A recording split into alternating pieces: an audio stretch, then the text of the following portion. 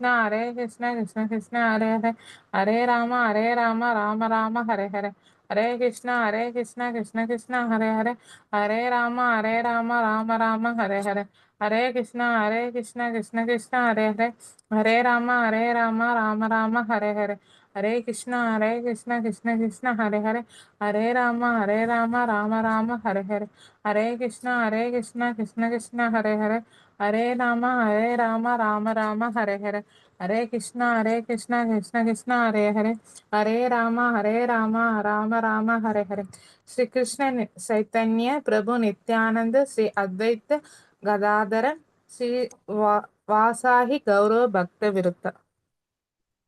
Hare Krishna Mataji. Thank you Mataji. Hare Krishna. Hare Krishna. Hare Krishna. எல்லாருக்கும் ஹரே கிருஷ்ணா. டியோட்டிஸ் அத்தனை பேருக்கும் ஹரே கிருஷ்ணா. நம்ம செஷன் ஸ்டார்ட் பண்ணுவோம். இஸ்கான் மங்களூரில் இருக்கக்கூடிய நம்மளுடைய ராதா கோவிந்தா டைட்டிஸுக்கு நம்மளோட வந்தனங்களை தெரிவிச்சுக்கிட்டு இன்னைக்கான செஷனுக்குள்ளே நம்ம போகலாம். ஹரே கிருஷ்ணா கிருஷ்ணா கிருஷ்ணா ஹரே ஹரே, ஹரே ராமா ராமா ராமா ஹரே ஹரே. பிரணத்தி பண்ணிடுவோம்.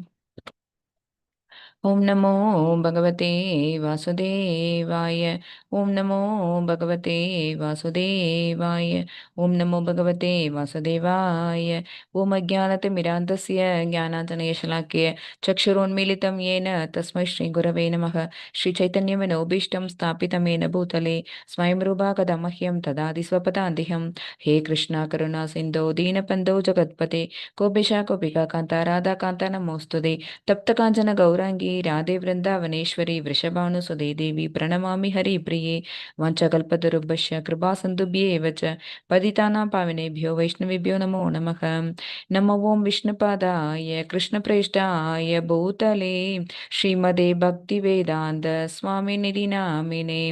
नमस्ते सरस्वते देवी गौरवाणी प्रचारिणे, निर्विशेष शून्यवादी पाचायते देशतारिणे. जय श्री कृष्ण चैतन्य प्रभु नित्यानंद श्री अद्वैत गदाधर श्रीवासादि गौरभक्तवृंदा. हरे कृष्णा कृष्णा कृष्णा हरे हरे, हरे रामा रामा रामा हरे हरे. सर्वं श्री कृष्णार्पणमस्तु. எல்லாருக்கும் ஹரே கிருஷ்ணா. ஜாயின் பண்ணியிருக்கிற மாதாஜி பிரபுஜி எத்தனை பேருக்கும் ஹரே கிருஷ்ணா. இன்னைக்கு டே 6 பகவத்கீதையிலே அத்தியாயம் 6 பார்க்க போகிறோம். சாப்டர் 6. இதோட நம்மளோட கர்மயோகம் அந்த மாடியூல் முடியும் இந்த 6th சாப்டரோட. இதில் பகவான் அடுத்த முறை, ஓகேவா, எல்லாமே பகவான் அணுகக்கூடிய முறைகளை தான் ஒரு யோகமாக தான் சொல்லி கொடுத்துட்ருக்குறாங்க. கர்மயோகம், அப்புறம் ஞான யோகம் சொன்னாங்க 4th சாப்டர். அப்புறம் கிருஷ்ண உணர்வில் செயல்படுவது எப்படிங்கிறது 5th சாப்டரில் சொன்னாங்க. இப்போ தியான யோகம், தியான பயிற்சியை ஃபாலோ பண்ணுறது மூலமாக தியான பயிற்சி பண்ணலாம், எல்லாராலையும் பண்ண முடியும். பட் அதில் எத்தனை பேரால வெற்றி பெற முடியும் அப்படிங்கிறது தான் பெரிய கேள்விக்குறி. ஸோ இதையும் அங்கே அர்ஜுனன் டிஸ்கஸ் பண்ணுவாங்க பகவான் கிட்ட. தியானம் அப்படின்னா மனசை ஒருநிலைப்படுத்துறது. அந்த மாதிரி மனசை ஒருநிலைப்படுத்தி புலன்கள் எல்லாத்தையும் எப்படி ஆமை தன்னுடைய கூட்டுக்குள்ளே அடக்குதோ அந்த மாதிரி பிரத்யாகாரம் அப்படிங்கிற அந்த முறைப்படி நம்மளோட புலன்கள் எல்லாத்தையும் அடக்கி தியானம் பண்ணு. உள்ளுக்குள்ள பரமாத்மாவை இருக்கிற என்ன நீ நினைச்சு தியானம் பண்ணினா நீ உன்னோட யோக பயிற்சியில முன்னேற்றம் அடைவாய், வெற்றி பெறுவாய். ஓகேங்களா? அப்ப அந்த மாதிரி சொன்னோன்னு உடனே மனசை கட்டுப்படுத்துறது கஷ்டமாச்சு அப்படின்னு சொல்லிட்டு அந்த மன கட்டுப்பாடு அப்படிங்கிறது என்னால இயலாது, அப்ப நான் என்ன பண்ண முடியும் அப்படின்னு அர்ஜுனன் கேட்கறதுக்கு பகவான் அதுக்கான பதில சொல்லிட்டு, ஓகே உன்னால இந்த தியான யோகம் பண்ண முடியலன்னா அடுத்தது பக்தி யோகம் பண்ணு அப்படின்னு நாளைக்கு செஷன்ல எல்லாம் பக்தி யோகம் பத்தி பார்க்க போறோம். ஓகேங்களா? அடுத்த 6 சாப்டர்ஸ் பக்தி யோகம் பண்றது எப்படி, பகவான்கிட்ட டிவோஷனல் சர்வீஸ் பண்றது எப்படின்னா முதல்ல பகவானை பத்தி நம்ம தெரிஞ்சுக்கணும். ஓகேங்களா? ஸோ அதுக்கான சாப்டர்ஸ் எல்லாம் தான் இனிமேல் வரக்கூடிய சாப்டர்ஸ். பகவான் எப்படிப்பட்டவர், ஓகேங்களா? அப்புறம் அவங்க சொல்லக்கூடிய ஞானம் எப்படிப்பட்ட ஞானம், ஏன்னா அதுல தான் சதுர்ஸ்லோகி எல்லாம் வரும். சதுர்ஸ்லோகிங்கிறது என்ன அப்படின்னா சொன்ன நான் 2nd சாப்டர் சொல்லும் போதே உங்களுக்கு நான் சொல்லியிருக்கிறேன். ஃபுல்லு பகவத்கீதையோட ஃபுல்லு சினாப்சிஸுமே எதில் கிடச்சிரும் அப்படின்னா 2nd சாப்டரில் கிடைக்கும்னு சொன்னோம். கீதா சாராம்சமே எதில் இருக்குது இருக்கு, பகவத்கீதையோட சாராம்சமே செகண்ட் சாப்டர்ல இருக்குன்னு. அந்த செகண்ட் சாப்டர்ல சொல்லக்கூடியதை விட இன்னும் சுருக்கமா, இன்னும் கிறிஸ்பா, ஷார்ட்டா, திருக்குறள் மாதிரி அப்படின்னு எடுத்துக்கிட்டோம்னா இருக்கக்கூடிய 700 ஸ்லோகங்கள், மொத்தம் 700 ஸ்லோகங்கள் பகவத்கீதையில இருக்குது. அந்த அத்தனை ஸ்லோகங்களையும் சேர்த்து அத்தனையும் சொல்லக்கூடிய விஷயங்களை 4 ஸ்லோகத்துல சொல்றதுதான் சதுர்ஸ்லோகி. அது அந்த பக்தி யோகம் இருக்கிற சாப்டர்ஸ்ல வரும். ஓகேங்களா? அப்புறம் பகவானோட அவங்களோட ஆளுமை எதுலெல்லாம் இருக்கு, அவங்க தன்னை எதுலெல்லாம் மேனிஃபெஸ்ட் பண்ணியிருக்கிறாங்க அப்படிங்கிற விஷயத்த சொல்லுவாங்க. அப்புறம் அது தான் எப்படி வாயால் சொன்னால் மட்டும் பத்தாதுன்னு அப்படியே விஸ்வரூப சந்தர்ஷன யோகம் அந்த சாப்டரில் அப்படியே இதை காட்டுவாங்க. அப்புறம் தனக்கு டிவோஷனல் சர்வீஸ் பண்ணக்கூடிய பக்தர்களை தனக்கு எப்படி பிடிக்கும், எந்த அளவுக்கு பிடிக்கும் அப்படிங்கிறத சொல்லுவாங்க. இந்த மாதிரி அந்த அடுத்த 6 சாப்டர்ஸ், செகண்ட் மாடியூல் இருக்குது பார்த்தீங்களா, 7வது சாப்டர்லேருந்து 12வது சாப்டர் வரைக்கும் அது ரொம்ப sweet and part of Bhagavad Gita. Miss பண்ணாதீங்க யாரும். ரொம்ப நல்லா இருக்கும், கேட்கறதுக்கு அருமையா இருக்கும். ஸோ இந்த தியான யோகம், இந்த தியான பயிற்சியில நம்ம முன்னேறணும்னா நமக்கு என்ன கிடைக்கும், தோல்வி அடைஞ்சா என்ன கிடைக்கும், இதெல்லாம் டிஸ்கஸ் பண்ணுவாங்க இதுல. ஸோ உண்மையான யோகம் மற்றும் மனக்கட்டுப்பாடு பற்றிய ரகசியங்களை பகவான் இதுல தெரிவிக்க போறாங்க அர்ஜுனனுக்கு. நம்ம பார்க்க போறோம் வாங்க. யோகம். யோகம் அப்படிங்கிறது யோகா, இப்பெல்லாம் நம்ம அதை யோகான்னு சொல்றோம். யோகாங்கிறது இப்பெல்லாம் என்ன ஆயிடுச்சு அப்படின்னா ஜஸ்ட் உடலை ஃபிட்டா வச்சுக்கிறதுக்கு ஃபிசிக்கல் எக்ஸசைஸ் அது மட்டும்தான் அப்படிங்கிற மாதிரி ஆயிடுச்சு. ஓகேங்களா? ஆக்சுவலா யோக பயிற்சிங்கிறது ஃபிசிக்கல் எக்ஸசைஸ் மட்டும், உடலை மட்டும் பயிற்சி படுத்துறது இல்லை, மனத்தையும் சேர்த்து மனம் கட்டுப்பாட்டுக்கு கொண்டு வர்றது தான் என்ன அப்படின்னா உண்மையான யோக பயிற்சிங்கிறது. ஓகேவா?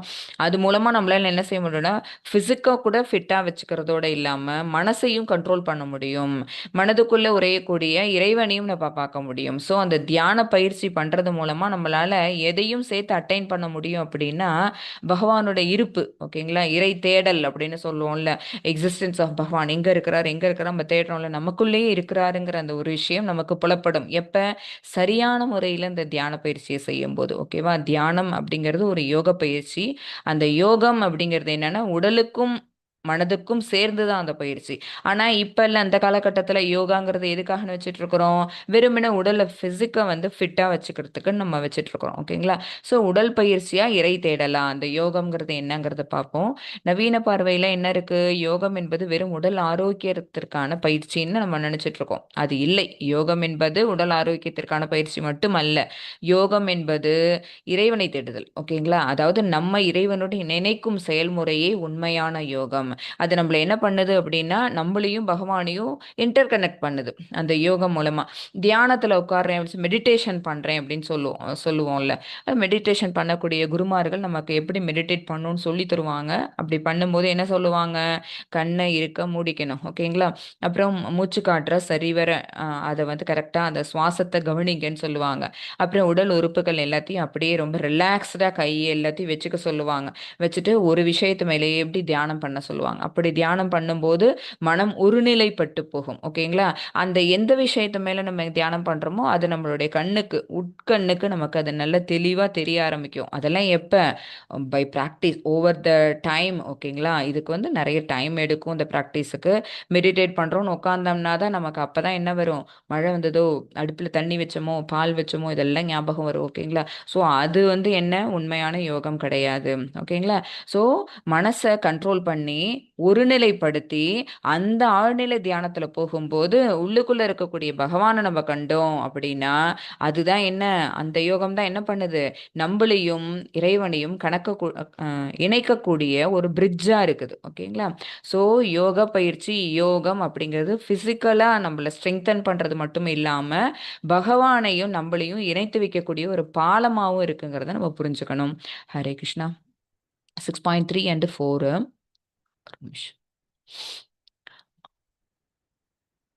சாரி,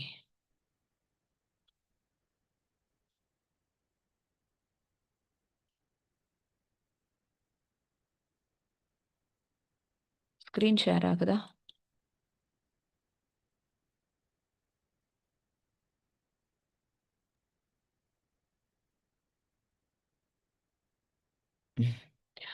ஆருருக்ஷோர் முனேர் யோகம்.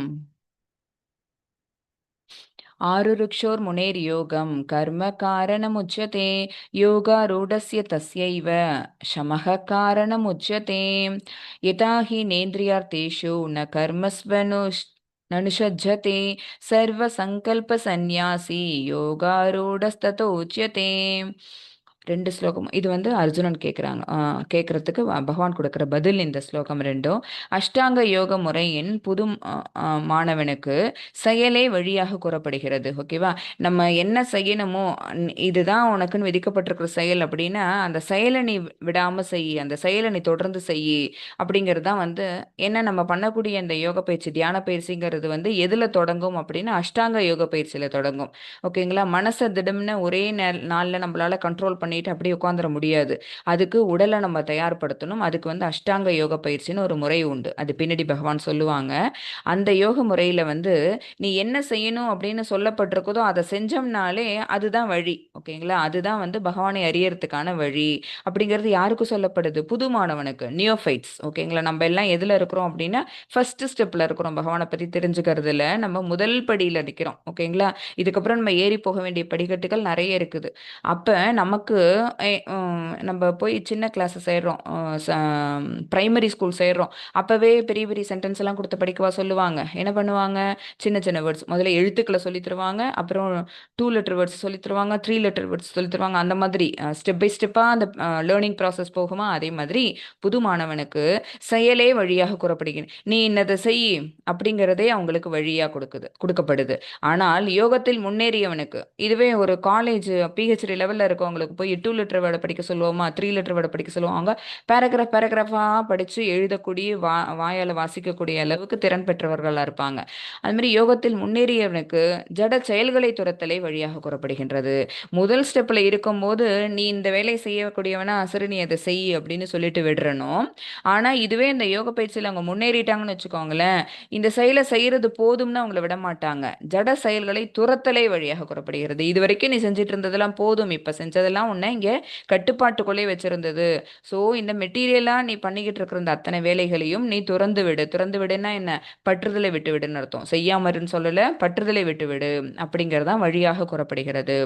எப்போது ஒருவன் பலநோக்கு செயல்களிலும் புலன் நுகர்ச்சியிலும் ஈடுபடாமல், பலநோக்கு செயல்கள் அப்படின்னா என்ன அர்த்தம்னா, நம்ம இப்ப இங்க செஞ்சுட்டு இருக்க செயல்கள் அத்தனையுமே பலநோக்கு செயல்கள் தான். ஓகேவா? பலன் அப்படின்னா அவுட்புட், ரிசல்ட் என்ன வரும், நான் இதை செஞ்சேன்னா எனக்கு என்ன ரிசல்ட் கிடைக்கும் அப்படின்னு பார்த்துட்டு ஃப்ரூட்டிவ் ஆக்டிவிட்டிஸ்ன்னு சொல்லுவோம். ஓகேங்களா? அந்த பலநோக்கு செயல்களிலும் புலனுணர்ச்சிகளும், புலனுணர்ச்சின்னா என்ன? நம்மளோட சென்சரி ஆர்கன்ஸ் எல்லாத்தையும் திருப்திப்படுத்தக்கூடிய செயல்கள். நல்ல ஏதாவது சினிமா பார்க்கணும்னு நினைக்கிறது, மேட்ச் பார்க்கணும், கிரிக்கெட் மேட்ச் பார்க்கணும்னு நினைக்கிறது, இல்லாட்டி போயிட்டு ஏதாவது ரொம்ப நம்மளோட கண்ணுக்கு இதம் தரக்கூடிய விஷயங்கள் எல்லாம் பார்க்கணும்னு நினைக்கிறது. பட் அதெல்லாம் இதம் தராது. எது நமக்கு இதம் தரும்? பகவானோட ரூபத்தை பார்க்கறதோ, கோவிலுக்கு போயிட்டு பகவானுக்கு காட்டக்கூடிய ஆரத்தியை பார்க்கறதோ, அதெல்லாம் தான் நமக்கு என்ன அப்படின்னா இந்த புலனுக்கான உண்மையான நுகர்ச்சி அதுதான். பட் நம்ம என்ன செய்யறோம்? நமக்கு பிடிச்ச உணவு, நமக்கு பிடித்த பாடல்கள், நமக்கு பிடித்த படங்கள் அதை பார்க்கறது, கேட்கறது, சாப்பிட்றதுல இருக்குமோ தவிர பகவானுக்காக செய்ய வேண்டிய விஷயங்கள் எல்லாத்தையும் நம்ம விட்டுடுறோம். ஸோ இதெல்லாம் என்னன்னு சொல்லப்படுது அப்படின்னா புலனுகர்ச்சி செயல்கள். ஓகேவா? ஸோ அந்த சென்சரி ஆர்கன்ஸுக்கு நம்மளா கொடுக்கக்கூடிய தீனிகள். ஓகேங்களா? அதெல்லாம் நம்ம கட் பண்ணணும். ஸோ புலனுகர்ச்சியிலும் பலநோக்கு செயல்களிலும் ஈடுபடாமல் எல்லா பௌதிக ஆசைகளையும் துறந்த நிலையில் உள்ளானோ. பௌதிக ஆசைங்கிறது இங்கே இங்கே நம்ம வளர்த்துக்கிறோம்ல, இங்க இருக்கணுங்கிறதுக்காக நம்ம வளர்த்துக்க அத்தனை ஆசைகளுமே பௌதிக ஆசைகள் தான். துறந்த நிலையில் உள்ளானோ அப்போது அவன் யோகத்தில் உயர்ந்தவனாக கூறப்படுகிறான். ஓகேவா? யோகத்துல முன்னேறினவனோட ஒரு குவாலிட்டி எப்படி இருக்கும் அப்படின்னு பார்த்தீங்கன்னா, அவங்க என்ன செய்ய மாட்டாங்க? ஃப்ரூட்டிவ் ஆக்டிவிட்டிஸ் எதுவும் பண்ண மாட்டாங்க. அப்புறம் அந்த மாதிரி தன்னுடைய புலனுகர்ச்சி செயல்கள் எதையுமே அவங்க துறந்திருப்பாங்க. பௌதீகத்துக்கு மேல அவங்களுக்கு எந்த விதமான நாட்டமும் ஆசையும் இருக்காது. அப்படி இருக்கிறவங்க யோகத்துல நல்ல நிலையை அடைந்தவர்களாக இருப்பார்கள். ஓகேங்களா? யோக ஏணி ஆன்மீக பரிணாம வளர்ச்சி எப்படி வருது பாருங்க. பகவான் ஒரு ஒரு சாப்டர்ல வந்தது தான் இங்க நமக்கு பிக்டோரியல் ரெப்ரசன்டேஷனாக கொடுத்துருக்குறாங்க.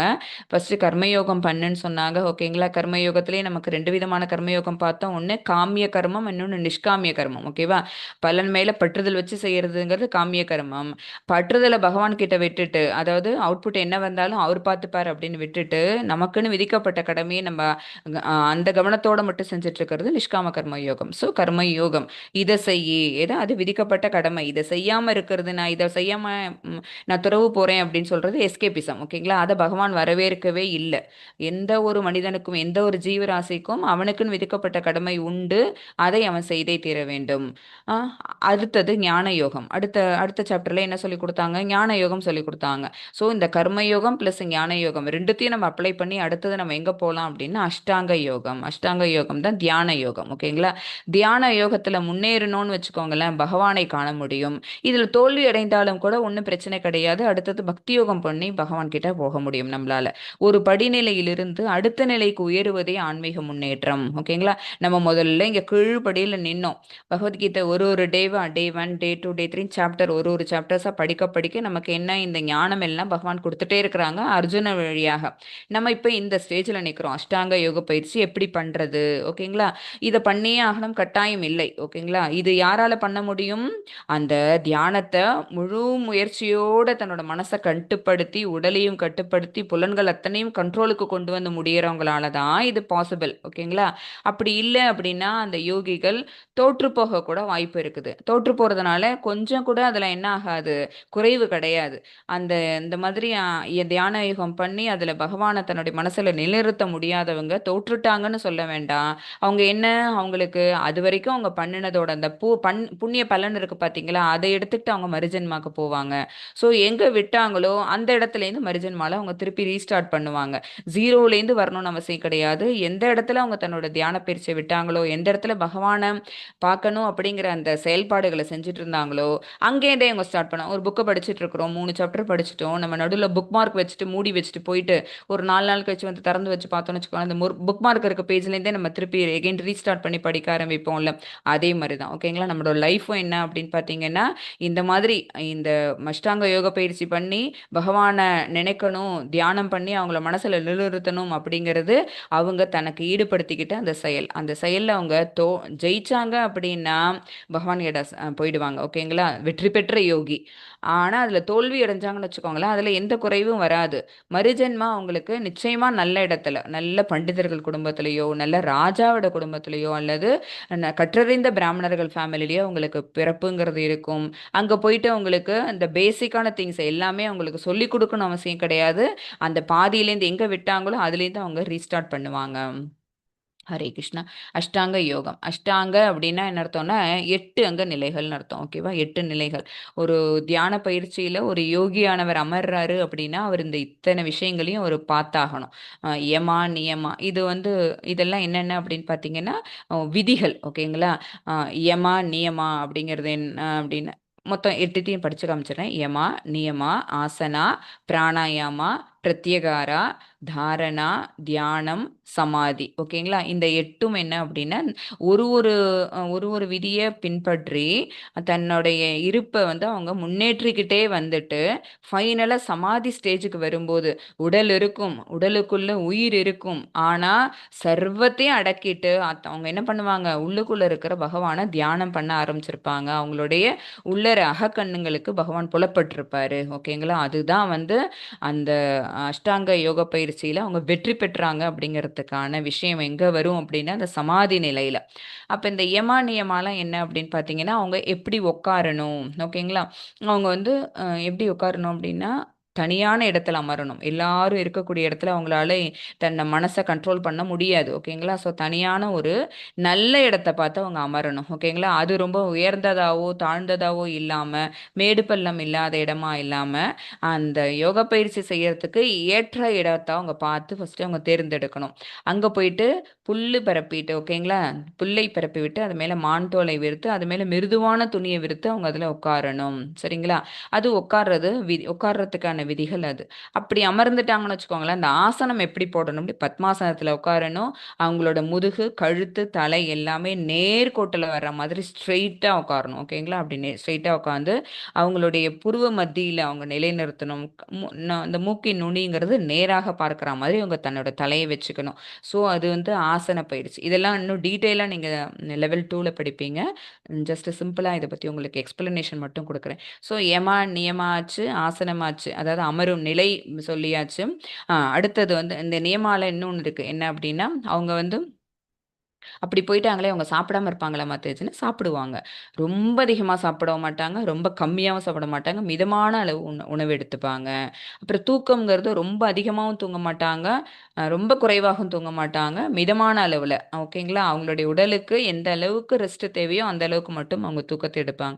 எல்லாமே எப்படி இருக்கும்னா, சமநிலையில இருக்கும். அவங்களோட அது அங்கே போட்டிருக்காங்க பாருங்களேன். இந்த பிக்சர் பார்த்தீங்கனாலே தெரியும். சமநிலையா எடுத்துப்பாங்க. சாப்பாடா இருக்கட்டும், மாடரேட் ஃபுட் ஓகேங்களா? மாடரேட் தூக்கம் எல்லாமே சமநிலையில இருக்கும். அதிகமா தூங்குனாலும் சோம்பேறி, அதிகமா சாப்பிட்டாலும் உங்க உடல் நிலை குறைவு தான் வரும். ஓகேங்களா? கம்மியா சாப்பிட்டாலும் உடலுக்கு சோர்வுங்கிறது உண்டாயிடும். குறைவா தூங்குனாலும் அப்பயும் அவங்களால கான்சன்ட்ரேட் பண்ண முடியாது. அவங்க பண்ணக்கூடிய இந்த யோக பயிற்சியில. ஸோ எல்லாமே எப்படி இருக்கணும் அப்படின்னா, மிதமான அளவுல சரிங்களா? அப்புறம் அந்த ஆசனம் அமரும் நிலை சொல்லியாச்சு. அடுத்தது பிராணாயாமம். அந்த மாதிரி உட்காந்தாச்சு. ஸ்ட்ரெயிட்டா உட்காந்துட்டாங்க. புருவ மத்திக்கு தன்னோட எண்ணத்தை கொண்டு வராங்க. அடுத்தது அவங்க எதை கவனிக்கணும் அப்படின்னா, தன்னுடைய சுவாசத்தை கவனிக்கணும். வெளிமூச்சு, உள்மூச்சு. மூச்சு எத்தனை முறை வெளியில எடுக்கிறோம், உள்ளர எடுக்கிறோங்கிறத அவங்க அடுத்தது அதை கவனிக்க ஆரம்பிப்பாங்க. மூச்சு பயிற்சியை சமநிலைப்படுத்துவாங்க. அதை வந்து ஒரே மாதிரி அந்த மூச்சு எந்த வழியா நம்ம காற்றை உள்ளிழுக்கிறோம், எந்த மூக்கு வழியா மூச்சை வெளியே விடுறோம் அப்படிங்கிற அந்த விஷயத்தை அவங்க கவனிக்க ஆரம்பிப்பாங்க.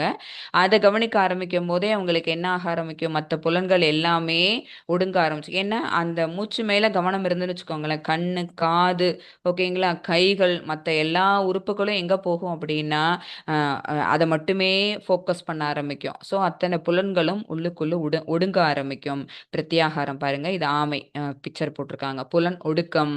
ஓகேங்களா, இது ரொம்ப முக்கியம். அடுத்தது தாரணை. அப்ப இதெல்லாம் பண்ணிட்டாங்கன்னு வச்சுக்கோங்களேன், அடுத்தது என்ன ஆகும், ஃபோக்கஸ்ங்கிறது வர ஆரம்பிக்கும். கவனம் எது மேல இருக்கும், உள்ளுக்குள்ள இருக்கக்கூடிய ஆத்மாவோட உரையக்கூடிய பரமாத்மாவை நோக்கி அவருடைய எண்ணம்ங்கிறது போக ஆரம்பிக்கும். போயிடுச்சுன்னு வச்சுக்கோங்களேன், தியான பயிற்சியில கம்ப்ளீட்டா அவங்க மூழ்க ஆரம்பிச்சிருவாங்க. அந்த தியானம் வலுப்பெற வலுப்பெற வலுப்பெற அந்த தான் ஒரு உடல்ல தான் இருக்கும் அப்படிங்கிற அந்த அந்த விஷயத்தையே அவங்க மறந்துட்டு, சில பேர் எல்லாம் பார்த்தீங்கன்னு வச்சுக்கோங்களேன், அந்த காலத்துல நம்ம பிக்சர் எல்லாம் பார்த்துருப்போம். அவங்க மேல மண்மூடி போயிருக்க அளவுக்கு ஓகேங்களா, அந்த அளவுக்கு உள்ளறிந்து அவங்க தியானம் பண்ணிட்டு இருக்கிற அந்த அவங்க கொடுக்குற அந்த ஒளி மட்டும்தான் வெளியில கேட்கும். அவங்க மேல ஃபுல்லா மண்ணு புத்து கட்டியிருக்கும். எறும்பு வந்து புத்து கட்டியிருக்கும். ஓகேங்களா, அந்த அளவுக்கு சமாதி நிலைக்கு போயிருப்பாங்க. ஸோ அந்த ஸ்டேஜ்ல அவங்க எத அவங்களால உணர முடியும் அப்படின்னா, உள்ளுக்குள் உறையக்கூடிய பரமாத்மாவை அவங்களால உணர முடியும். அப்ப என்ன, அந்த ஆத்மாவுக்கும், அந்த பரமாத்மாவுக்குமான ஒரு பிரிட்ஜ், ஒரு பாண்டேஜ் ஒண்ணு கிரியேட் ஆயிடுது. ஸோ அந்த சமாதி நிலையில தான் அந்த இறை இணைப்புங்கிறது கிடைக்கும் நமக்கு. இதுதான் அஷ்டாங்க யோக பயிற்சி.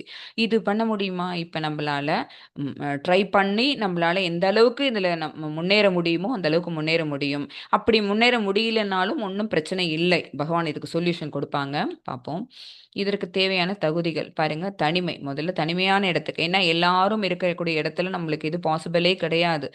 சரிங்களா? ஸோ நம்மளோட கவனத்தை சிதறக்கூடிய அத்தனை விஷயங்களும் தான் அந்த மெட்டீரியல் வேர்ல்டுல இருக்கு.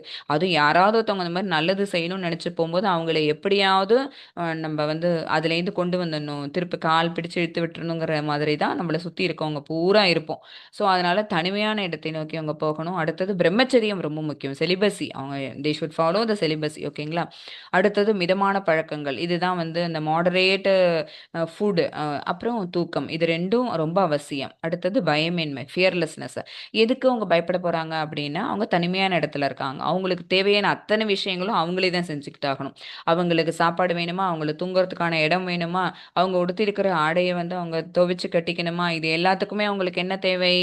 அவங்களோட கை, கால் நல்லா இருந்தா மட்டும் தான் அத செய்ய முடியும். அவங்க கூடவே ஒரு அசிஸ்டன்ட்ட கூட்டிட்டு போயிட்டு தியான பயிற்சி பண்றதுக்கு உட்கார முடியாது. ஓகேங்களா? ஸோ நமக்கு யாரு உணவு எடுத்து தருவா? நமக்கு யார் நம்மளுடைய வேலைகளெல்லாம் ஹெல்ப் பண்ணுவா?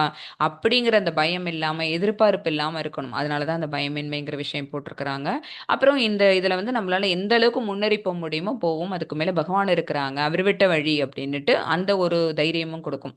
நகர வாழ்க்கையில் இது சாத்தியமா? இந்த மாதிரி இதெல்லாம் வந்து எப்ப சாத்தியம்? ஏன்னா இது பகவான் சொன்னது எப்ப? துவாபர யுகத்துல. இதெல்லாம் எப்ப சாத்தியம்? அப்ப இருந்த மனிதர்களுக்கு சாத்தியம். பட் நம்ம இப்ப இங்க இருக்கிறது கலியுகத்துல. கலியுகத்துல நகர வாழ்க்கை நமக்கான வாழ்நாள் எவ்வளவு அப்படின்னா ரொம்ப லிமிட்டெட்ன்னு சொல்லியாச்சு. நமக்கு விதிக்கப்பட்ட கடமையை நம்ம முடிக்கிறதுக்குள்ளேயே நமக்கு டிக்கெட் கிடைச்சிருது. ஸோ நகர வாழ்க்கையில் இது சாத்தியமா அப்படின்னா சாத்தியப்பட்டு வராது. ஓகேங்களா? அப்ப இந்த இடத்துல என்ன பண்ணணும் அப்படின்னா, கலியுகத்துல நீங்க பண்ண வேண்டிய தியானம் என்ன அப்படின்னா, நாம ஜபம் சொல்லுங்க. கலியுகத்துக்குன்னே கொடுக்கப்பட்டிருக்கிறது என்ன அப்படின்னா, நாம ஜபம். பிருஹன்னாரதிய புராணத்துல சொல்லியிருப்பாங்க. இத தவிர நாம ஜபம் பகவானோட நாராயண நாமத்த சொல்றத விட வேற எதுவுமே சிறந்தது இல்ல. அத மட்டுமே பண்ணி நீங்க எல்லாருமே கடை தேறுங்கள் இந்த வாழ்க்கையில அப்படின்னு பிருஹன்னாரதிய புராணத்துல வந்திருக்கும் ஒரு ஸ்லோகா. ஓகேங்களா?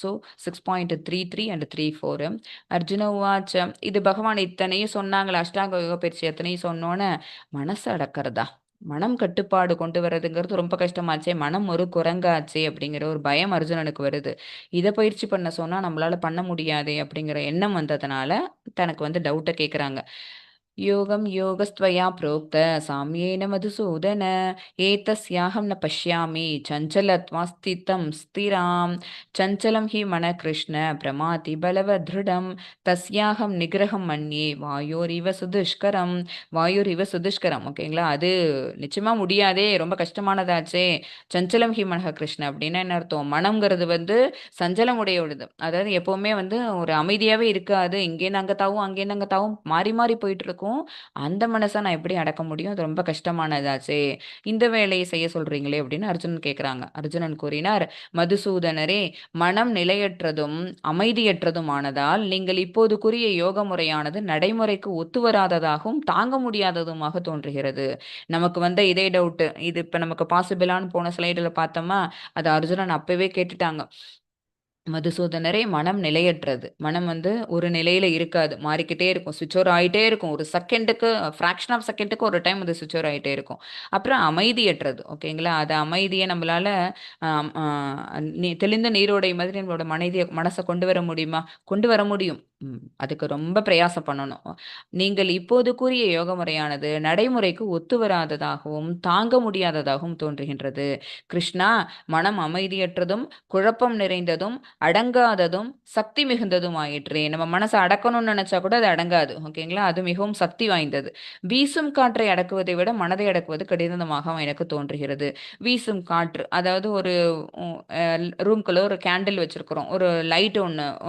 ஏற்றி வச்சிருக்கோம் ஒரு தீபம் ஒன்று ஏற்றி வச்சிருக்கிறோம் ஸோ காத்தடிக்குதுன்னா என்ன செய்வோம் அதுக்கு வந்து மேலே ஒரு கிளாஸ் போட்டு மூடுவோம் அல்லது அதே மாரி காத்தடிச்சது அப்படின்னா ஜன்னல் கதவு எல்லாத்தையும் நம்ம க்ளோஸ் பண்ணி வைப்போம் அப்படி க்ளோஸ் பண்ணி வச்சோம்னா என்ன ஆகும் காற்று வர்றதை நம்மளால அடைச்சிட முடியுது காற்று வரக்கூடிய வழி எல்லாத்தையும் நம்ம அடைச்சிட்டோம் அப்படின்னா அந்த தீபம் நின்று அதுக்கப்புறம் அதோட ஒளியை கொடுக்க ஆரம்பிச்சிடும் ஓகேங்களா ஸோ வீசும் காற்றை கூட நம்மளால என்ன செஞ்சு முடியுது திரையிட்டு அடைச்சிட முடியுது ஆனால் அந்த மனசுக்கு எந்த திரையும் இல்லை அது ரொம்ப கடினமானதாச்சு அதை அடக்கிறது அப்போ இந்த மாதிரி ஒரு யோக பயிற்சி சொன்னீங்கன்னா அப்போ எப்படி இதை நம்ம செய்ய முடியும் இது நடைமுறைக்கு ஒத்து வராதது ஓகேங்களா அப்படின்னு அர்ஜுனனுக்கு எழுந்த சந்தேகத்தை அர்ஜுனன் கேட்குறாங்க அர்ஜுனனின் சந்தேகம் இது சாத்தியமற்றது எப்படி இருக்கு பாருங்க அந்த மனம்ங்கிறது எப்படி போகுதான் சுழல் காற்று மாதிரி போகுதான் குதிரை வேகத்துல போகுது ஓகேங்களா சஞ்சலம் ஹி மன கிருஷ்ண கிருஷ்ணா மனம் அமைதியற்றது குழப்பமானது அடம்பிடிக்கக்கூடியது மற்றும் மிகவும் வலிமையானது காற்றை அடக்குவதை விட மனதை அடக்குவது கடினமானது ஓகேங்களா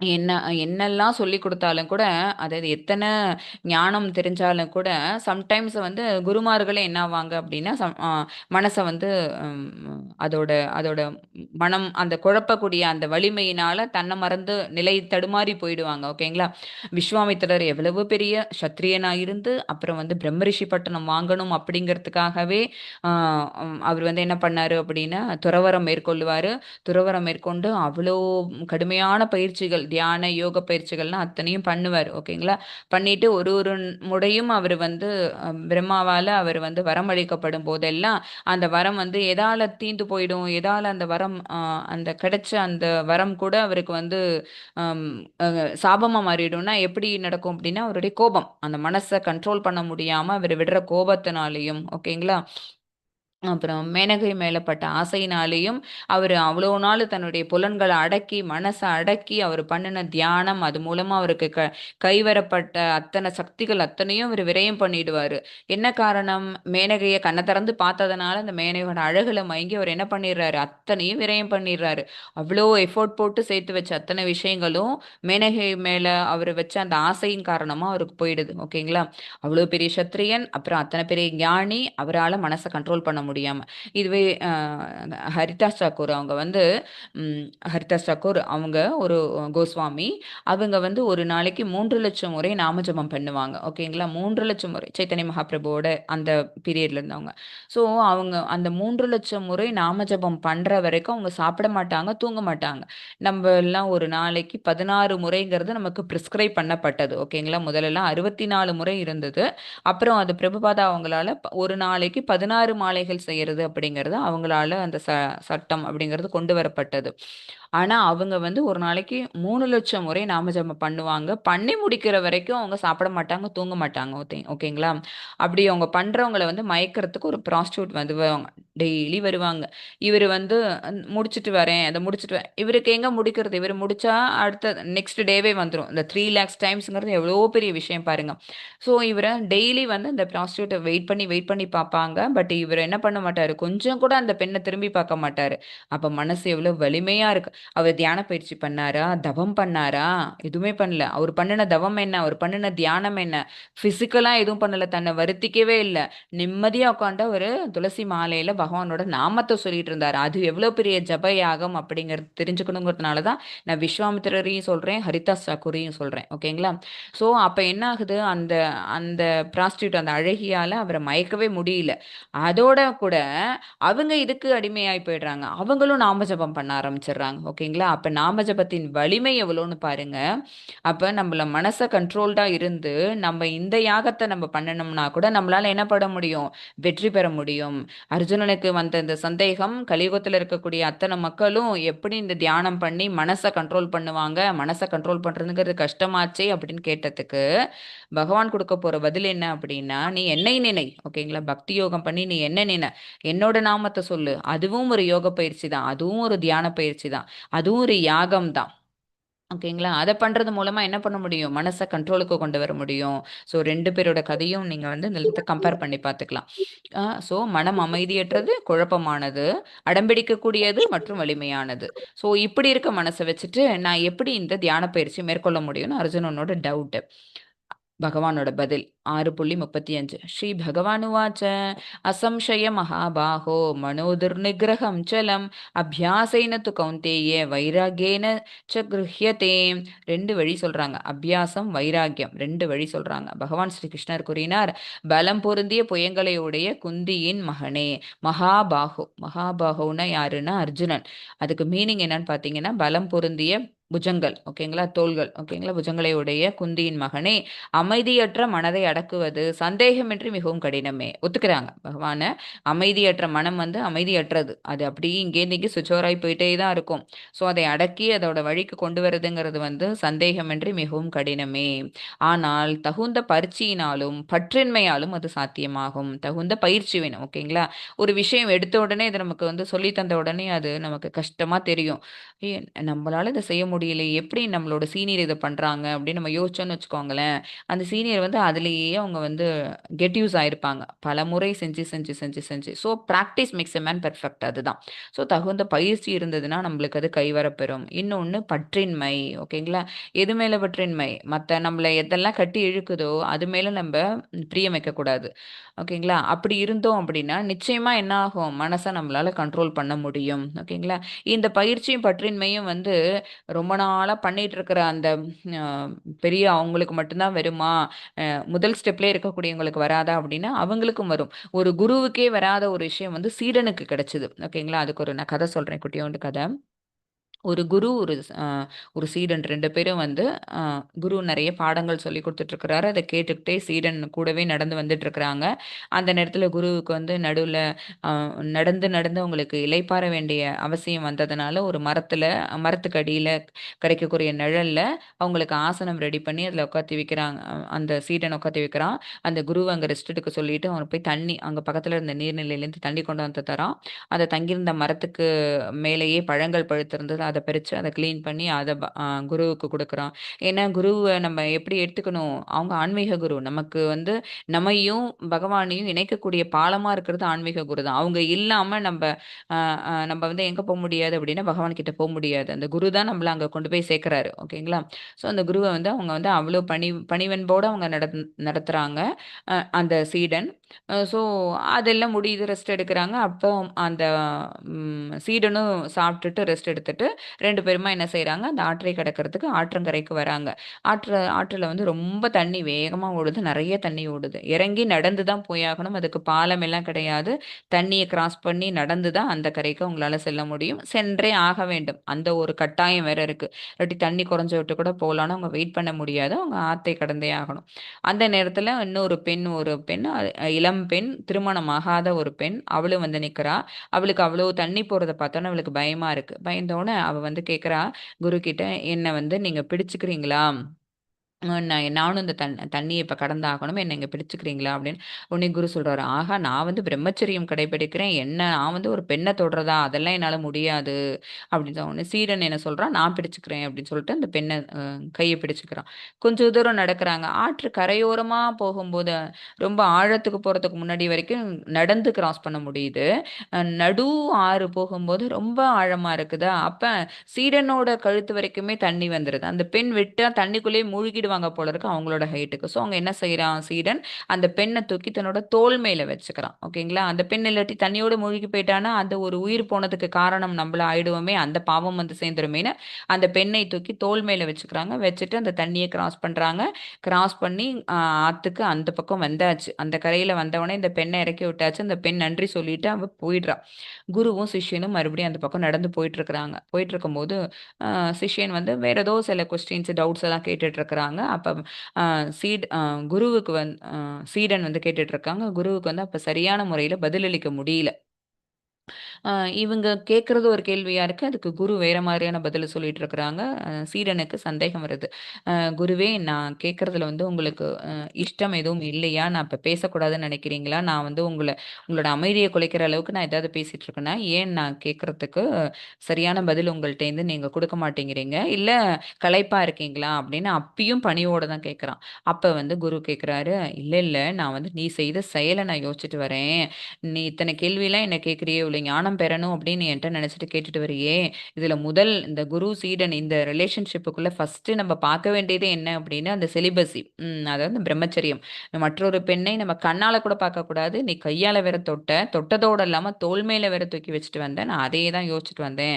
அப்போ உன்கிட்ட இருந்த அந்த பிரம்மச்சரிய விரதம் வந்து அந்த இடத்துல தப்பா போயிடுச்சுல்ல. நான் அத தான் யோசிச்சுட்டு வந்தேன் அப்படின்னு சொன்னோனே, அந்த குருவ பார்த்து சிஷ்யன் கேட்கறான். "ஓ! அந்த பெண்ண நான் அப்பவே இறக்கி விட்டுட்டேன். நீங்க இன்னும் இறக்கி விடலையா?" ஓகேங்களா? அந்த பெண்ணை ஆற்றங்கரைகிட்டயே நான் இறக்கி விட்டுட்டேன். இந்த சுமைய நான் இறக்கி விட்டேன்.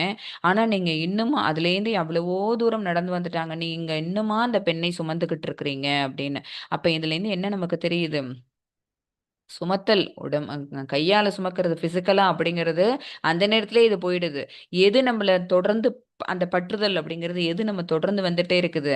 மனசளவுல அத கொண்டு போகும்போது தான். அதான் இங்க பாருங்க, இந்த பற்றின்மை அப்படிங்கிற வேர்டுக்கு தான் நான் கதையே சொன்னேன். ஸோ அந்த பெண்ண தூக்கி சுமக்கணும் அப்படியே அந்த இடத்துல பெண் இல்லாம அங்க ஒரு மான்குட்டி இருந்தாலும் கூட அந்த அந்த சீடன் சுமந்திருப்பான். இல்ல வேற ஏதாவது ஒரு பொருளா இருந்தது ஒரு பாக்ஸு ஓகேங்களா? அந்த மாரி இருந்தா கூட அந்த சீடன் சுமந்திருக்க போறான். அது பெண்ணுங்கிறதுக்கும், அந்த மரக்கட்டைக்கோ, அந்த பாக்ஸுக்கோ, வேற ஏதாவது ஒரு பொருளுக்கோ, வேற ஒரு ஜீவராசிக்கோ எந்த வித்தியாசமும் அந்த சீடன் பார்க்க போறதில்ல. பட் அவனுக்கு பாடம் அத்தனையும் சொல்லிக் குடுத்த அந்த குரு, அவரு நெறைய பயிற்சி பெற்றிருக்கிறாரு தான். ஆனா அந்த குருவுக்கு என்ன அப்டின்னா, தன்னுடைய சீடனானவன் அந்த பிரம்மச்சரியத்த அந்த விரதத்த கைவிட்டுட்டானே, ஒரு பெண்ணை தொட்டுட்டானே அப்படிங்கிற எண்ணம் தண்ணீல நடந்து வந்தபோது கூட இருந்தா கூட பரவால்ல. அத விட்டு அந்த பெண்ணும் அவ வீடு சேர்ந்துட்டா. இவங்களும் எவ்வளவு தூரம் கிராஸ் பண்ணி வந்த விட்டும் அவரோட மனசுக்குள்ள அது இருக்குன்னா, இன்னமுமே அந்த பெண்ண பத்தின எண்ணம் தான் இருக்குன்னா, அது எந்த வகையில பற்றின்மை அப்படிங்கிற விஷயத்துல சேரும்? ஓகேங்களா? ஸோ என்ன வேணும்? அபியாசம் மற்றும் வைராக்கியம் இது இருந்தா மட்டும்தான் சாத்தியம். ஓகேவா? ரெண்டுத்துல ஏதாவது ஒண்ணுங்கிறது இந்த கதையிலேருந்தே உங்களுக்கு புரிஞ்சிருக்கும். நிச்சயமா அது நம்மள கொண்டு போய் சேர்க்காது. ஓகேங்களா? ரெண்டும் மிக முக்கியம். இது பகவான் சொல்றாங்க. கிருஷ்ணரின் பதில் பாருங்க, அபியாசம், இன்னொன்னு வைராக்கியம். கிருஷ்ணர் ஒப்புக்கொள்கிறார். ஆம், மனதை அடக்குவது கடினமே. வழிய சொன்ன பகவானே அதை ஒத்துக்கிறாங்க. நாம தியான பயிற்சியில போறதுங்கிறது ரொம்ப ரொம்ப கஷ்டம். ஆனால் இவ்விரண்டு வழிகளில் அது சாத்தியம். எல்லாத்துக்கும் ஏதோ ஒரு லூப் ஹோலுங்கிறது ஒண்ணு இல்ல. ஒண்ணு விஷயம் நடக்கவே நடக்காதுன்னு நம்ம சாதிச்சோம்னா கூட, இல்ல அதை எப்படியாவது நடத்தி காட்டுறதுக்கு ஒரு விஷயம் இருக்குன்னு சொல்றதுக்கு ஒரு டேலண்டட் பர்சன் வருவாங்கல்ல. அதுதான் இங்க பகவான் என்ன சொல்றாங்க, இல்ல இது கஷ்டம்தான், நான் அதை ஒத்துக்கிறேன், கடினம்.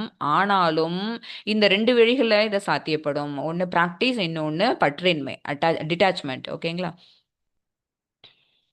சிறந்த யோகி யார்? யோகினாம் அப்பி சர்வேஷாம். இது ரொம்ப முக்கியமான ஸ்லோகா. எல்லா யோகிகளிலும் எவர் ஒருவர் தனது உள்ளத்தில் எப்போதும் என்னையே நினைத்து கொண்டிருக்கிறாரோ, ஓகேவா? எல்லா யோகிகள்னா இந்த இடத்துல என்னென்னலாம் வரும்னா பார்த்துக்கோங்களேன். கர்மயோகி வருவாங்க, நிஷ்காம கர்ம யோகி வருவாங்க, தியான யோகி வருவாங்க, பக்தி யோகி வருவாங்க. ஓகேங்களா?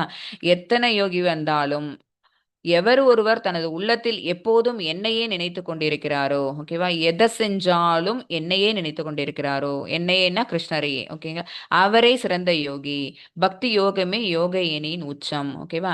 அவரே சிறந்த யோகி. அதாவது தியான பயிற்சி மூலமா மனசை அடக்கி சொன்னமா யமா நியமா ஆசனா பிரத்யேகாரா பிராணாயாமா இதெல்லாம் பண்ணி அந்த தியானா சமாதி இந்த நிலைக்கு அஷ்டாங்க யோக பயிற்சியை ப்ராக்டிஸ் பண்ணி ஃபைனலாக நம்மளோட உள்ளுக்குள்ளேயே பகவான் இருக்கிறாங்கிறத கண்டுபிடிச்சு அவரோட தன்னை இன்டர்கனெக்ட் பண்ணிக்கிற ஒரு தியான யோகியா இருந்தாலும் சரி, அல்லது இங்கே நமக்கு விதித்திருக்கக்கூடிய கடமை இதை நம்ம பண்ணியே ஆகணும், இதுலேருந்து நம்ம எஸ்கேப் ஆகி போகிறது நமக்கு பாவத்தையே கொண்டு வரும், அதனால இதை நம்ம பண்ணுவோம். பட் பண்றது எப்படி பண்ணுவோம்? பற்றுதல் வச்சு பண்ணாலும் அது பாவம் வந்துடும். ஸோ பற்றுதல் இல்லாம பகவானுக்கு அர்ப்பணம் பண்ணிட்டு பண்ணணும் அப்படின்னு நினைக்கக்கூடிய ஒரு பக்தி யோகி இருக்காங்க பார்த்தீங்களா?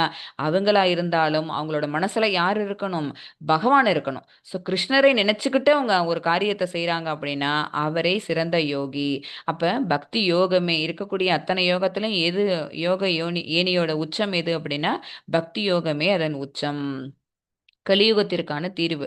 இப்ப சத்தியுகத்துல நேத்து கிளாஸ்ல சொன்னேன்னு நினைக்கிறேன். சத்தியுகத்துல 1 வருட ஆண்டு கால சாரி 1,00,000 ஆண்டுகள் வந்து அவங்களுக்கு வந்து ஆயுட்காலம். ஓகேங்களா? 1,00,000 ஆண்டுகள் இருந்தது ஆயுட்காலம். அப்ப அவங்க என்ன செய்வாங்க? காட்டுல போயிட்டு தனிமையான இடத்துல அவங்க இந்த மாதிரி தவம் பண்ணிட்டு அவங்க திரும்ப வர்றதுக்கு அதுக்கெல்லாம் வாய்ப்புகள்ங்கிறது ரொம்ப ஜாஸ்தி. ஏன்னா அத்தனை வருடங்கள் அவங்க ஆட்காலம் இருக்கு. ஸோ எல்லாமே அவங்க எப்படி பண்ணுவாங்க அப்படின்னு ரொம்ப அமைதியான முறையில சிறந்த முறையில அவங்களால பண்றதுக்கு நேரம் கிடைச்சது, வாய்ப்பு கிடைச்சது. பட் கலியுகத்துல நமக்கு அதுக்கான நேரமும் கிடையாது, வாய்ப்பும் கிடையாது. ஓகேங்களா? ஸோ சத்தியுகத்திலேருந்து கலியுகத்துக்கு நம்ம எல்லாரும் மாறி வந்துட்டோம். ஒரு ஒரு யுகமா கிராஸ் பண்ணி வந்துட்டோம். ஆனாலும் இங்கேயும் தீர்வு இருக்குது. என்னென்ன? கலியுகத்தில் கடுமையான தியான யோகம் சாத்தியமற்றது.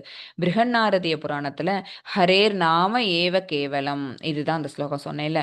இறைவனின் திருநாமத்தை உச்சரிப்பதே ஒரே வழி. இந்த மாதிரி போயிட்டு நம்மளால துறவு மேற்கொண்டு தியானம் அந்த பண்ணி அந்த முறையில நம்மளோட பகவானை கனெக்ட் பண்ணிக்க முடியலனாலும் இங்க இவர் எங்க இருக்கிறாரு? ஒரு சொபிஸ்டிகேட்டடான ஒரு வீட்டுக்குள்ள தான் இருக்கிறாரு, நகர வாழ்க்கையில இருக்கிறாரு.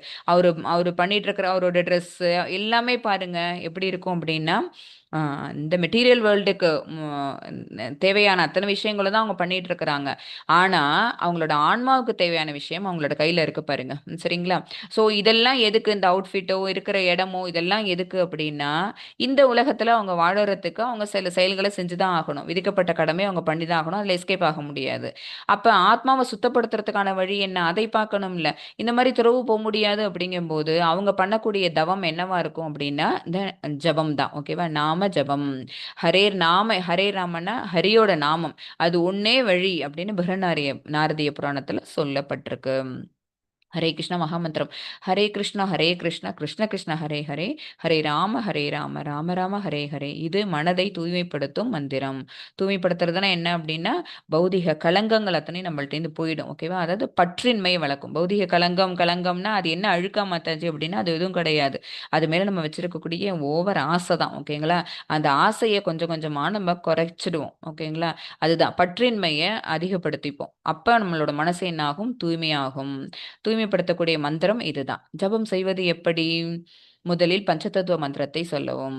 ஜெய் ஸ்ரீ கிருஷ்ண சைத்தன்ய பிரபு நித்யானந்த ஸ்ரீ அத்வைத கதாதர் ஸ்ரீவாசாதி கௌரபக்த விருந்தா. ஓகேங்களா, அந்த 5 கோஸ்வாமிகள் அவங்க 5 பேரையும் நினைச்சு நம்ம சொல்லக்கூடிய இந்த ஹரே கிருஷ்ணா மகாமந்திரத்துல நமக்கே தெரிஞ்சோ தெரியாமையோ அதுல ஏதாவது வார்த்தை பிழை, உச்சரிப்பு பிழை ஏதாவது இருந்ததுன்னா அதை மன்னிச்சுக்கோங்க அப்படின்னு நம்ம என்ன பண்ணிக்கிறோம், இவங்கள்ட்ட ஃபர்ஸ்ட் நம்ம சொல்லிக்கிறோம். ஓகேங்களா, இவங்க என்ன செய்வாங்க, நம்ம சொல்றதுல ஏதாவது நம்ம நாம அபராதம்னு சொல்லுவோம், அந்த மாதிரி இதை தவறு இதை பண்ணோம்னா அந்த தவறை கரெக்ட் பண்ணி பகவானோட திருவடிக்கு கொண்டு போய் சேர்க்கிறவங்க இவங்க. ஓகேங்களா, அடுத்தது பிறகு ரெண்டாவது ஸ்டெப் என்ன அப்படின்னா ஹரே கிருஷ்ணா மகா மந்திரத்தை சொல்லணும்.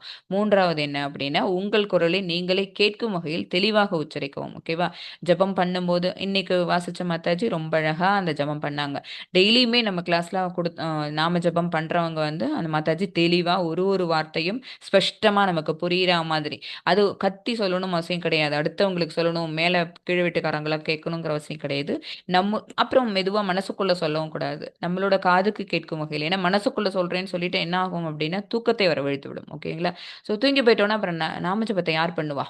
ஸோ நம்ம என்ன செய்யணும் அப்படின்னா நம்மளோட குரலை நம்மளே கேட்கக்கூடிய அளவுக்கு அந்த சத்தத்துல நம்ம அதை உச்சரிக்கணும், அதையும் தெளிவாக உச்சரிக்கணும். இதுக்கு ஏதாவது விதிமுறைகள் இருக்கா அப்படின்னு எந்த ரெகுலேஷன்ஸும் கிடையாது, கடுமையான விதிமுறைகள் எதுவும் இல்லை. எங்கும் எப்போதும் சொல்லலாம், குளிக்காத கூட சொல்லலாம். ஓகேங்களா, குளிச்சுட்டு தான் சொல்லணும் அவசியம் கிடையாது, பகவானை எந்த நேரத்துல வேணாலும் நம்ம நினைக்கலாம், எங்கும் எப்போதும் சொல்லலாம். அது பிரம்ம முகூர்த்தத்துல காலையில சொல்றதுங்கிறது ரொம்ப ரொம்ப விசேஷம். அப்படி காலையில ஃபர்ஸ்ட் அதை சொல்ல முடியலன்னு அப்படின்னா 8 மணிக்குள்ளேயோ 10 மணிக்குள்ளேயோ அல்லது மேக்ஸிமம் 12 மணிக்குள்ளேயோ சொல்லிடுறது விசேஷம். 12 மணிக்கு மேல மதியத்துக்கு மேல சொல்றதுங்கிறது அந்த அளவுக்கு ஒரு ஏற்புடையது அல்ல. ஓகேங்களா, இது வந்து என்னோட மாதாஜி எல்லாம் சொல்லி கொடுத்துருக்குறாங்க. ஸோ பட் சம்டைம்ஸ் நமக்கு டைம் பெர்மிட் பண்ணாதுங்கிற பட்சத்துல நமக்கு வேற வழி இல்லை அப்படிங்கும்போது நம்ம அந்த மாதிரி தான் சொல்ற மாதிரி ஆகும். ஸோ எது உகந்த நேரம் அப்படின்னா விடிய காலை நேரம் தான் வந்து நமக்கு உகந்த நேரம். ஏன் அப்படின்னா அப்போ நம்மளுடைய மனசு தெளிவாக இருக்கும். ஓகேங்களா, தெளிவாக இருக்கிற நேரத்தில் நம்ம பகவானை ஃபஸ்ட்டு தியானம் பண்ணிட்டோம், அவங்களோட மந்திரத்தை ஜபிச்சிட்டோம்னா அன்னைக்கு நாள் பூரா அதோட எஃபெக்ட் நமக்கு இருக்கும், அதோட அந்த பாசிட்டிவ் வைப்ஸுங்கிறது நம்மளை சுற்றிட்டே இருக்கும். அதுக்காக தான் சொல்கிறது. ஸோ ஆனால் அதுக்கு வந்து எங்கேயும் நேரம் காலம் கிடையாது, இடம் பொருள் ஏவல் கிடையாது, எங்கு வேணாலும் சொல்லலாம். ஓகேங்களா, நம்மளோட மனசு தான் கிளியரா இருக்கணும். ஜபத்தின் நன்மைகள், ஜபம் சொல்றதுனால நமக்கு என்ன மாதிரி நன்மைகள் கிடைக்குதுன்னு பார்ப்போம். இதய கண்ணாடி தூய்மை அடைகிறது. சேத்தோதர்ப்பண மார்ஜனம், இது வந்து சிஷ்டாஷ்டகத்துல வரக்கூடிய ஒரு வரி, ஃபர்ஸ்ட் வரி இதுதான். ஸ்ரீ சைத்தன்ய மகாபிரபு அவங்க எழுதின அந்த 8 ஸ்லோகா அது. அந்த ஸ்லோகால முதல்ல வரக்கூடியதே என்ன அப்படின்னா இந்த சேத்தோ தர்ப்பண மார்ஜனம், என்னுடைய இதயத்தை படுத்தக்கூடிய நாம ஜபம். அடுத்தது வேற என்ன கொடுக்கும் அப்படின்னா மன அமைதி மற்றும் மகிழ்ச்சியை கொடுக்கும். ஓகேவா, ஏன்னா எப்போதும் பகவானோட நாமம் நம்மளோட நாக்குல உச்சரிச்சுக்கிட்டே இருக்கும்போது பகவானே வந்து நாட்டியம் ஆடுறாராம். அவருக்கு பொதுவா எது பிடிக்கும் அப்படின்னா அவரை பத்தி யார் பேசினாலும் வந்து பக்கத்துல உட்காந்துப்பாராம், பக்கத்துல நின்னுட்டு கேட்க ஆரம்பிப்பாராம் நம்மளை பத்தி. அதனால தான் டிவோட்டிஸ் அசோசியேஷன் ரொம்ப மஸ்ட்னு இஸ்கான் சொல்றதுக்கு ரீசன் என்ன அப்படின்னா டிவோட்டிஸ் எல்லாரும் ஒண்ணா இருங்க, ஒண்ணாவே நம்ம கீர்த்தன் பண்ணுவோம், ஒண்ணா ஜெபம் பண்ணுவோம், ஒண்ணா சேர்ந்து நம்ம தீபாரதி காட்டுவோம் அப்படின்னு அந்த அசோசியேஷனை கொண்டு வரதுக்கு ரீசனே என்ன அப்படின்னா மல்டிபிள் பீப்புள் இந்த மாதிரி ஒண்ணா சேர்ந்து பகவானை பத்தி நினைக்கும் போது அப்ப அந்த இடத்துல வரக்கூடிய அந்த எனர்ஜியே வேற. நம்ம சிங்கிளா நம்ம வீட்ல இருந்துட்டு நம்ம பண்றோங்கும் போது பகவான் நமக்கு நிச்சயமா அருள் கொடுக்க தான் போறாங்க. பட் நிறைய பேர் சேர்ந்து அந்த இடத்துல பண்ணும்போது என்ன ஆகுது, அந்த இடமே ஒரு கோயிலா மாறுது. சரிங்களா, ஸோ அசோசியேஷனுங்கிறது ரொம்ப மஸ்ட்டு. அது என்ன பண்ணும் அப்படின்னா நமக்கு மன அமைதியை கொடுக்கும், மனத்துக்கு சந்தோஷத்தை கொடுக்கும், இதமளிக்கக்கூடியது. ஏன் அப்படின்னா பகவானே மகிழ்ந்து அந்த இடத்துல வந்து உட்கார்றாங்க. ஓகேங்களா, நம்ம அவரோட நாமத்தை நம்ம நாக்கால சொல்லும்போது நாக்குல வந்து பகவான் நாட்டியம் ஆடுறாங்கன்னு சொல்லுவாங்க. ஓகேங்களா, அதனால தான் சொல்லுவாங்களா ஹரிதா சாக்குறவங்க அவங்கலாம் என்னுடைய நாக்கு தழும்பேறி போகணும், அத்தனை தடவை சொல்லணும். ஓகேங்களா, அத்தனை முறை அந்த பகவானோட நாமத்தை சொல்லி சொல்லி சொல்லி என்னுடைய நாக்கு தழும்பேறி போகணும் அப்படின்னு சொல்லுவாங்களாம். அப்பனா பார்த்துக்கோங்க எந்த அளவுக்கு அந்த நாம ஜபத்தோட வலிமை இருக்குன்னு பாருங்க, எந்த அளவுக்கு பகவான் மேல அவங்க பிரீத்தியா இருந்தாங்கங்கிற விஷயம் நமக்கு தெரிய வருது அந்த மாதிரி சொன்னதுலேருந்து. ஓகேங்களா, ஸோ என்ன ரீசன் அப்படின்னா நாக்குல வந்து பகவான் நடனம் ஆடுவார் அப்படின்னு யோசிச்சு பார்க்கும்போதே நமக்கு பகவானோட அனுகிரகம் இந்த அளவுக்கு கிடைக்குது அப்படின்னா நம்ம ஏன் அதை பண்ணாம இருக்கணும். சரிங்களா, ஸோ அது நமக்கு அமைதியை கொடுக்குது, மகிழ்ச்சியை கொடுக்குதுன்னா நம்ம அதை தாராளமே பண்ணலாமே. அடுத்தது கர்ம வினைகளிலிருந்து விடுதலை, அது நம்மள என்ன பண்ணுது அப்படின்னா நம்ம இந்த கர்ம வினை நம்ம என்ன கர்மம் செஞ்சாலும் இதுக்கு புண்ணியம் பாவம்னு தனியும் இருக்கு, புண்ணியத்தை அனுபவிக்கிறதுக்கு மேல போயிட்டு திரும்ப வரோம் பாவத்தை அனுபவிக்கிறதுக்கு அப்படிலாம் நம்ம சொன்னோம்னா இது எல்லாத்துலேருந்து நம்மளை டிட்டாச் பண்ணி விட்டுறது. ஓகேங்களா, இது நமக்கு ஷார்ட்கட்டா குடுக்குது. அதான் நம்ம ஒரு பக்திய வளர்க்குறோம் அப்படின்னா, எப்படி ஒரு செடிக்கு ஒரு செடிய ஒரு சின்ன செடிய ஊனி, அதுக்கு நம்ம தண்ணி ஊத்தி ஊத்தி அந்த செடிய நல்லா வளர வச்சு கொடியாகி, அந்த கொடி மரமாகி, அப்புறம் அது வந்து பூ பூத்து, காய் காத்து, பழம் பழுத்து எல்லாருக்கும் அது கொடுக்குதோ, அந்த மாதிரி நம்ம வைக்கக்கூடிய இந்த பக்தி செடிங்கிறது நம்ம மனசுல ஊனுறோம் அந்த செடிய. ஓகேங்களா? ஒரு செடி ஊனிட்டோம்னா, அதுக்கு எது ரொம்ப அவசிய தேவை? தண்ணி தேவை. ஓகேங்களா? மனசுல ஊன்றி வச்ச அந்த பக்திங்கிற செடிக்கு வந்து தண்ணியா எது இருக்கு அப்படின்னு பார்த்தீங்கன்னு வச்சுக்கோங்களேன், நம்ம சொல்லக்கூடிய நாம ஜெபம் தான். அந்த நாம ஜெபமே அந்த செடிய வளர்க்குதாம். அந்த வளர்ந்த அந்த செடி எங்க தெரியுமா இருக்கு? நம்ம விர்ச்சுவலா அத நம்ம பார்க்க முடியும். அந்த வளர்ந்த செடி வந்து நம்மளுடைய மனசுலேருந்து பகவானோட திருவடி தாமரைக்கு போகுது. நீங்க இங்க உட்கார்ந்துட்டு நம்ம சொல்லக்கூடிய அந்த நாமம் ஜெபம்ங்கிறது பகவானோட திருவடி பாதத்துக்கு போகுது. அப்ப நம்ம இங்க நம்மளோட மனசுல வளர்க்கக்கூடிய அந்த பக்தி செடியானது வளர்ந்து வளர்ந்து வளர்ந்து கொடியா போய் அந்த கொடி எங்கன்னா நம்ம இங்க இந்த ஊர்ல இந்த வீட்ல இந்த இடத்துல இருந்துட்டு நம்ம பண்ணக்கூடியது இந்த வீடை தாண்டி இந்த இந்த ஊரை தாண்டி இந்த நாட்டை தாண்டி இந்த உலகத்தை தாண்டி இந்த பிரபஞ்சத்தை தாண்டி மகத்துவத்தையும் தாண்டி பகவான் எங்க இருக்காங்க கோலோக பிருந்தாவனத்துல இருக்காங்க அவங்களோட திருவடி பாத வரைக்கும் அந்த பக்தி கொடி வளர்ந்து போகும். ஓகேங்களா? அதை கொண்டு போறது எது அதை சாத்தியமாக்குறது எப்படின்னா இந்த நாம ஜபம் தான். ஸோ மாணவர்களுக்கு அப்புறம் இன்னொன்று இது டேக்அவே மெசேஜ் இது மாணவர்களுக்கு நினைவாற்றல் மற்றும் கவனம் அதிகரிக்கும். ஓகேங்களா? நினைவாற்றல் அவங்களுக்கு வந்து ஒரு நல்ல ஞாபக சக்தி கொடுக்கக்கூடியது மற்றும் ஃபோக்கஸ்டு அவங்க இருக்கிறதுக்கான வாய்ப்புகள் அதிகம். இந்த ஜபத்தோட நன்மைகள் இதெல்லாம் தான். ஸோ நம்ம இந்த ஜபம் பண்ண சொல்றீங்களே இதுக்கெல்லாம் என்ன நமக்கு லாபம் அப்படின்னு நம்ம கேட்டோம்னு வச்சுக்கோங்களேன், ஒரு பௌதிக நோக்கத்தில் கேட்டோம்னா இதெல்லாம் இருக்கு. நம்மளோட இதயம் தூய்மை அடைகிறது, மனசு அமைதியும் மற்றும் மகிழ்ச்சியும் அடைகிறது, கர்ம வினைகளிலிருந்து நம்ம விடுதலை பெறுவோம், அப்புறம் நம்மளுடைய நினைவாற்றலும் கவனமும் நமக்கு அதிகரிக்கும். உலகளாவிய அங்கீகாரம். இதை யாரெல்லாம் பண்ணிட்டு இதை சொல்றாங்கன்னு பாருங்க. அறிவியல் பூர்வமான ஆன்மீகம். ஜார்ஜ் ஹாரிசன், தி பீட்டில்ஸ் அந்த ஒரு மியூசிக் ட்ரூப் மற்றும் ஆல்ஃபிரட் ஃபோர்டு போன்ற உலக புகழ் பெற்றவர்களும் பின்பற்றும் பாதை. இது நம்பிக்கை சார்ந்தது அல்ல, அனுபவம் சார்ந்தது. ஓகேவா? இது நம்பிக்கை சனாதன தர்மம், ஹிந்துயிசம் இந்த மாதிரிலாம் எதுவும் அவங்க எடுத்துக்கவே இல்லை. அவங்களோட அனுபவம் ஹரே நாம ஜெபம் சொல்றதுனால உங்களுக்கு கிடைச்ச அனுபவத்தை அவங்க பகிர்ந்துக்கிட்டாங்க. அது எப்படி இது என்ன ஃபோக்கஸா வைக்குது. ஓகேங்களா? என்னுடைய ஹாப்பினஸ் என்னோட மனசு வந்து ஹாப்பியா இருக்கிறதுக்கு உதவுது அப்படின்னா அவங்களோட அனுபவத்தை அவங்க பகிர்றாங்க.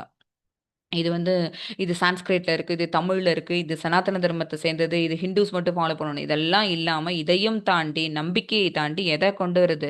அவங்களோட அனுபவத்தை ஷேர் பண்றது மூலமா நமக்கு ஓகே இது உலகளவுல இது அங்கீகாரம் பெறப்பட்டது அப்படிங்கும்போது நம்ம ஏன் இதை பண்ணாம இருக்கணும்? ஓகேங்களா? நம்ம இதை பகவத்கீதையை படிக்கிறோம், பகவான் சொன்னது அத்தனையும் கேட்கிறோம். அது எல்லாம் இவ்வளோத்தையும் அவங்க விஷயம் எல்லாம் இத்தனையும் அவங்க பகிர்ந்துருக்கிறாங்களா அர்ஜுனன் கிட்ட ஒரு ஒரு சாப்டர்லையும் சொல்லிட்டு 18ஆம் சாப்டர்ல சொல்லிடுவாங்க. என்ன அப்படின்னா யார் ஒருவன் நம்பிக்கையற்றவனோ யார் ஒரு என் மீது பக்தி இல்லாதவனோ அவனுக்கு இதை சொல்லாத அப்படின்னு வேற சொல்லிடுவாங்க. ஓகேங்களா? ஸோ நமக்கு இந்த அனுபவங்கிறது மிக முக்கியம். அதனால இன்றே தொடங்குங்கள். தினமும் ஒரு முறையாவது ஒரு முறைங்கிறது ஒரு மாலை 108 முறை மந்திரத்தை உச்சரிக்கவும். யோக எனியில் உங்கள் பயணத்தை இன்றே தொடங்குங்கள். இந்த முயற்சியில் இழப்பு ஏதும் இல்லை. இதால உங்களுக்கு ஏதாவது நீங்க நஷ்டப்பட்டு போறீங்களா? இல்ல. பட் என்ன கிடைக்கும் உங்களுக்கு? நிச்சயமா நீங்க பெனிஃபிட் ஆவீங்க. சரிங்களா? பச்சதத்துவ மகாமந்திரம் ஜெய் ஸ்ரீ கிருஷ்ண சைத்தன்ய பிரபு நித்யானந்த ஸ்ரீ அத்வைத கதாதர ஸ்ரீவாசாதி கௌரபக்த விரந்தா. ஹரே கிருஷ்ணா கிருஷ்ணா கிருஷ்ணா ஹரே ஹரே ஹரே ராமா ராமா ராமா ஹரே ஹரே. அன்மியூட் பண்ணி சொல்லலாம். வாஞ்சா கல்பதருபஷ்ய கிருபா சந்துபியே வச்ச பதிதானா பாவனேபியோ வைஷ்ணவேபியோ நமோ நமः. अनंत कोटि वैष्णव वृंद की जय. जय अनंत कोटि भक्त वृंद की जय. जय श्रील प्रभुपाद की जय. जय नामाचार्य हरिदास ठाकुर की जय. जय हरे कृष्ण महामंत्र की जय. जय श्री चैतन्य महाप्रभु की जय. जय भगवद गीता और भागवत ग्रंथों की जय. जय श्री श्री राधा गोविंद की जय. जय अयोध्या श्री राम लल्ला की जय. जय गौर प्रेमानंदा हरि हरि हरि बोल। हरे कृष्णा. Thank you.